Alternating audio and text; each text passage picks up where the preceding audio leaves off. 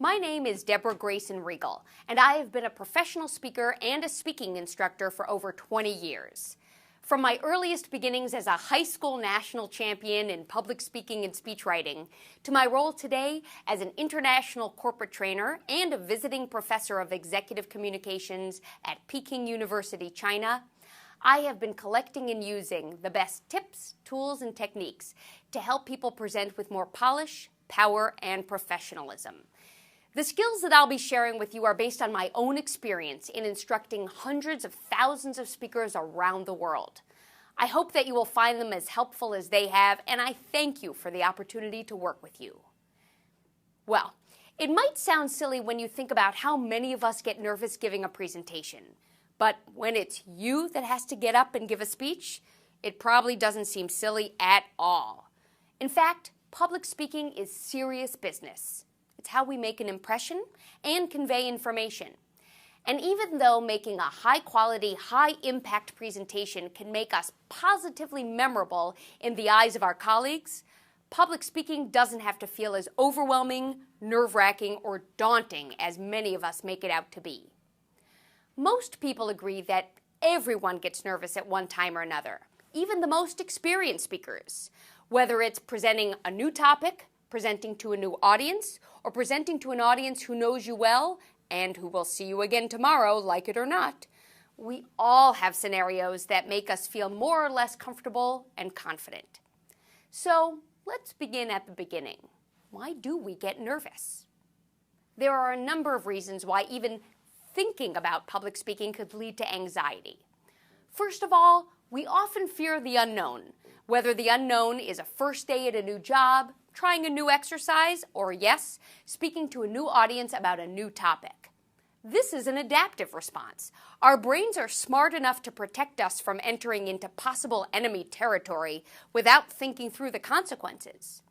But often, our brain takes this response too far and starts creating consequences that are bigger and far worse than anything that could possibly or reasonably happen. Second, in addition to our fear of the unknown, there is our anxiety about the known. For example, you may have given a recent presentation that didn't turn out as successfully as you would have hoped. So this time, when you're getting ready to make a presentation, your mind reminds you of what didn't work last time and replays the audio and the video over and over and over again of your less than stellar presentation. When we start to believe that our past experience predicts the next one, we feel doomed before we've even begun. However, when we choose to be proactive rather than reactive by analyzing what went wrong and what went well, even if all that went well was you not bursting into tears until you were safely in the elevator, we have the tools we need to make a thoughtful game plan for the next time. And yes, there will be a next time. Here are some other common fears that people have. Which ones do you experience? I fear that I haven't practiced enough and I will sound like I don't know my stuff. I fear that I have practiced too much and I will sound stiff and stilted. I fear that I don't know who this group is and what they're expecting from me. I fear that I do know who this group is and I cannot deliver on what they're expecting from me. I fear they won't like me. I fear my mind will go blank. I fear that I will do something embarrassing. I fear that I will fumble over my words. I fear I won't make sense. I fear that someone will ask a question that I can't answer. And the worst, most overwhelming and self-defeating fear that many of us have, I fear that I'll look like I'm in fear. So, let's go to fear. What it feels like, looks like, and what to do about it. What does presentation anxiety look like and feel like? Some public displays of fear include a pounding heart, shaking hands and legs, sweaty palms and foreheads, facial tics and twitches, a quivering voice, a flushed or pale face.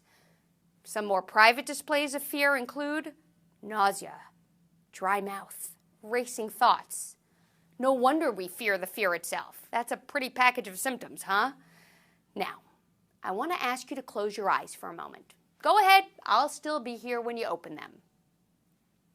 Okay, now that your eyes are closed, I want you to imagine that you have just won the lottery. Not a little lottery like just $1 million or two, but the Mega Million lottery. And even if you can't possibly imagine that happening, I want you to imagine exactly how you would feel the very moment you realized that your numbers were a match. How would your body react? Chances are, your heart would be pounding so hard you'd think you could see it through your shirt. You'd start to sweat. Your knees would grow weak and you'd worry you might collapse. Maybe your digestive system would start to rebel. You'd fear you're going to faint. All as a result of the happiest, most exciting day of your entire life. Doesn't all that sound an awful lot like presentation anxiety? Exactly right. Our bodies have similar physiological responses to excitement and fear. What sets them apart is what we choose to name them. The heart-pounding, dry mouth, weak in the knees feeling we associate with winning the lottery or getting married or riding a roller coaster, we label as excitement. The very same heart-pounding, dry mouth, weak in the knees feeling we associate with getting up in front of an audience, we label fear, dread, or doom. So, one technique to practice that can help you overcome the fear of public speaking is to take the label maker we all have in our heads and put a new label, excited, over the old label, scared.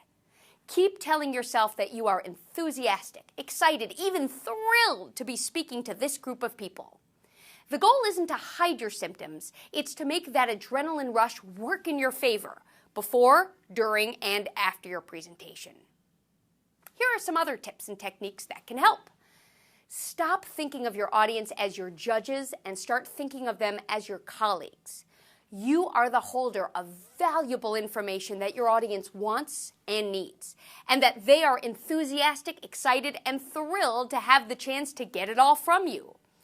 When you focus less on what this audience can do to you, which is probably nothing at all, and focus more on what you can do for them, you are much more likely to adopt a posture, tone, and attitude that will help you relax and connect. Prepare, prepare, prepare, but don't over-prepare.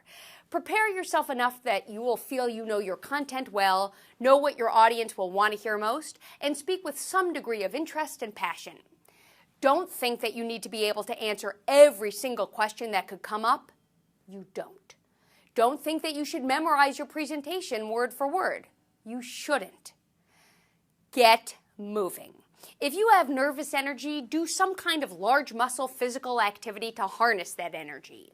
Walk briskly around the building. Find a corner and do some squats.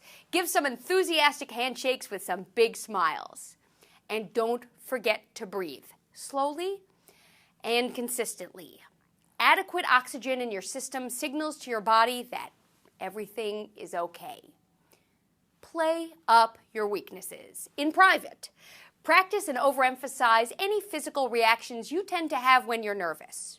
For example, if you tend to blink a lot when you experience anxiety, practice your speech in front of a mirror, blinking as much as possible. Once you have heightened your nervous reaction, you are better able to control and eliminate it. Finally, make yourself laugh, whether you meant to or not. Laughing reduces stress. And when you are relaxed and happy, you are more likely to think clearly and connect better to any audience.